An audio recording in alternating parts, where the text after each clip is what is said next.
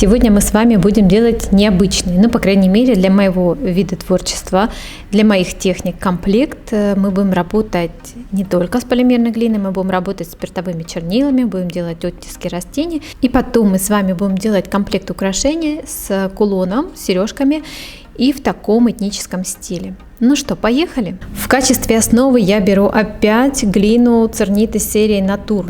Просто понравилось в последнее время с ней работать. Раскатала я пласт на максимальной толщине пастомашины, это 2,5 мм. И потом, смотрите, нашла листочки, веточки, там сосновые, еловые, все, что можно сейчас найти в зимнее время, живое, с хорошей жилистой фактурой. Ягодки даже есть сушеные, тоже нашла на кустиках. В общем, сейчас я это все вдавливаю в пластику, причем вдавливаю в таком хаотичном порядке и прижимаю достаточно плотно пальцами для того, чтобы вошла веточка в пластику. Пластика должна быть мягкой, эластичной, податливой, чтобы это все хорошенечко утонуло там.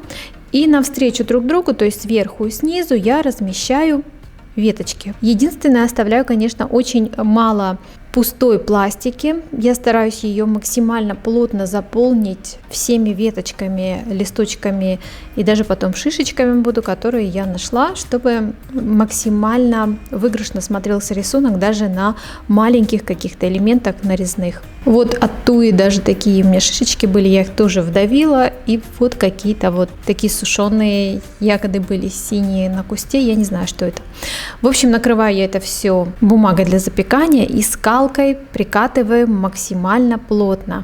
Там, где будут шишечки и ягодки, возможно, будут выступы, но постарайтесь максимально тонко прикатать. И потом смотрите, я чувствую, что где-то что-то не додавило, особенно возле этих шишек, потому что они твердые. И я беру тупой стороной скалки, боковой, и прям вдавливаю все эти растения в пластику. А теперь беру спиртовые чернила и в таком хаотичном порядке буду капать их на пласт.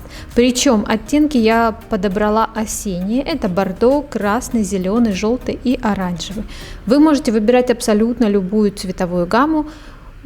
Какие предпочтения у вас есть, тот цвет и выбирайте. Спиртовые чернила растекаются, заполняют полностью поверхность пласта. Там, где у нас хорошо вдавленные растения, там пластика должна остаться белого цвета, то есть туда не зальется спиртовые чернила, но даже если и зальются, все равно контуры листочков и веточек у вас останутся. В общем, заполняю различными цветами до тех пор, пока весь пласт не будет цветным.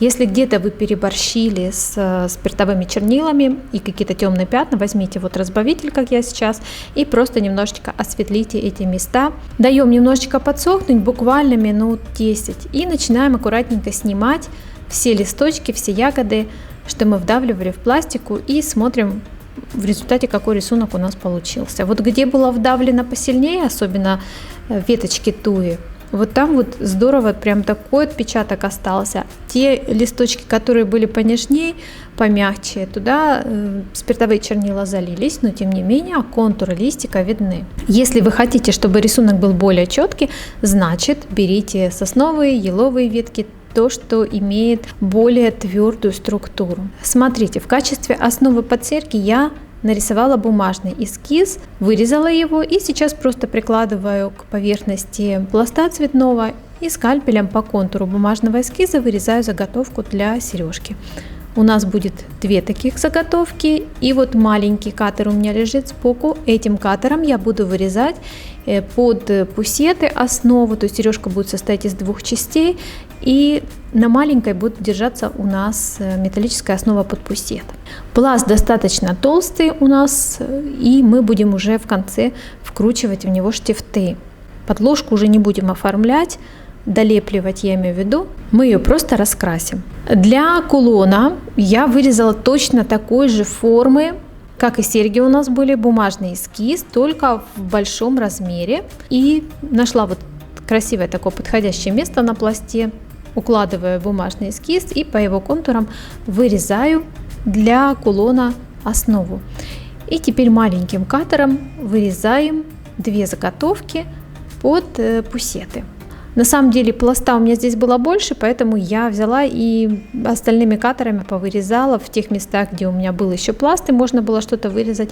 Еще заготовки получится как раз на пару сережек, ну, только чуть-чуть поменьше. Поэтому не удивляйтесь, что у меня сейчас на рабочем столе будет много разных заготовок. Я использую всегда все пласты, делаю основы, заготовки, потом они где-то, может, пригодятся, опять же, вот так под основу, под пусет.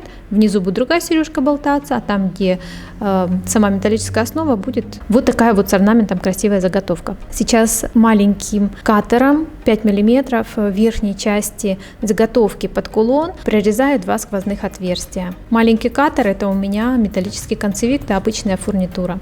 Ну вот и все. В принципе, мы можем ставить на запекание наши заготовки. Ничего не бойтесь, со спиртовыми чернилами в духовке ничего не происходит. После запекания я наждачной бумагой либо пилочкой для ногтей обязательно обрабатываю края, потому что пластиковая серия Натур, она имеет зернистость, и края будут в любом случае неровные, даже после прорезания катером. Теперь, смотрите, беру штифт, быстро сохнущим клеем его смачиваю хорошо, и в верхней части по центру заготовки закручиваю штифт. Закручиваю быстро, чтобы клей подсох уже внутри, а не снаружи. И в маленькой заготовке, которая пусет будет держать, также вкручиваем штифт, предварительно смазав его клеем. Чтобы между двумя элементами не крепить соединительное колечко, вы один штифт разверните, чтобы он был прямо, а второй поперек. То есть как бы крест-накрест будут у нас соединяться 2 штифта, потом мы раскрепим и соединим. Вот так вот 2 заготовки. Ну а теперь давайте обработаем обратную сторону, и я буду делать ее в тех же цветовых оттенках спиртовых чернил, которые у нас и с лицевой стороны. Вот сейчас в произвольном порядке капаю эти цвета и потом кисточкой аккуратненько распределяю. Я здесь не лью много, чтобы у нас не вышло за пределы и вниз не пролились спиртовые чернила, поэтому чуть-чуть постепенно добавляю, потом кисточкой начинаю это все размазывать, и обязательно боковую поверхность мы тоже промазываем спиртовыми чернилами, чтобы у нас подложки не было видно. Будут видны вкрапления, какие-то мелкие ворсинки, потому что эта пластика идет с добавлением в нее разных природных каких-то компонентов. Прозрачные спиртовые чернила сохраняют, сильно много не наливайте, потому что будут очень долго высыхать и могут не подсохнуть до конца. Все, даем подсохнуть изнанке, даем подсохнуть спиртовым чернилам. Как видите, обработала все заготовки, обратную сторону. И сейчас я развожу эпоксидный клей для того, чтобы приклеить основу пусеты на маленькие заготовки. Обильно так промазываю шляпку с одной и с другой стороны клеем и приклеиваю. Клей использую эпоксипол, он прозрачный после застывания и очень надежный, хорошо держит фурнитуру. Клей застывает минут 10, поэтому долго ждать не придется, и можно будет дальше уже обрабатывать эти заготовки. Ну и, конечно же, покрываю всю лаком. Лаком покрываю глянцевым. В этот раз мне захотелось, чтобы блестели заготовки. Покрываем со всех сторон, обязательно боковую сторону покрываем, чтобы она не осталась у вас шершавой и матовой. Ну и лицевую сторону обязательно все углубления кисточкой зайдите и смотрите, уже совершенно по-другому смотрятся украшения, когда они покрыты лаком. Теперь смотрите, я взяла шнур. Это замшевый шнур, и вдвое его сложила, запустила в сквозное отверстие в кулоне, завязала узелочком, и на конце мы крепим вот такие вот зажимы. Ленточные зажимы, маленькие. Предварительно зажимы внутри можно также промазать быстросохнущим клеем, либо клеем Е6000, какой у вас есть, чтобы уже так надежно все скрепить. Ну а теперь нам остается в одном зажиме в петле зафиксировать на соединительном колечке замочек-карабин, а в другом конце зафиксировать также на соединительном колечке удлинитель.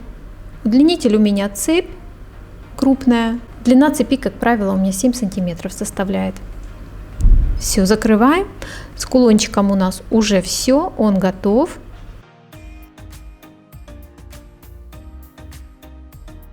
Ну а серьги мы просто открываем на штифте петлю и крепим вторую часть серьги. В большой заготовке петлю раскрываем, подвешиваем маленькую заготовку, на которой у нас основа пусет, закрываем петлю и останутся нам одеть силиконовые шапочки на сережки. Ну вот и все. Посмотрите, какой осенний комплект у нас получился, несмотря на то, что впереди весна. Техника очень простая. Вы можете создавать не только украшения, но и предметы декора. Спиртовые чернила отлично дружат с полимерной глиной, а если еще добавить потальнопласт, уже разложить кусочками между травинками и веточками, вы увидите, что спиртовые чернила совершенно по-другому заиграли. Но мы это с вами попробуем уже в другом мастер-классе. На сегодня, друзья, это все. Желаю вам моря вдохновения и творческих успехов.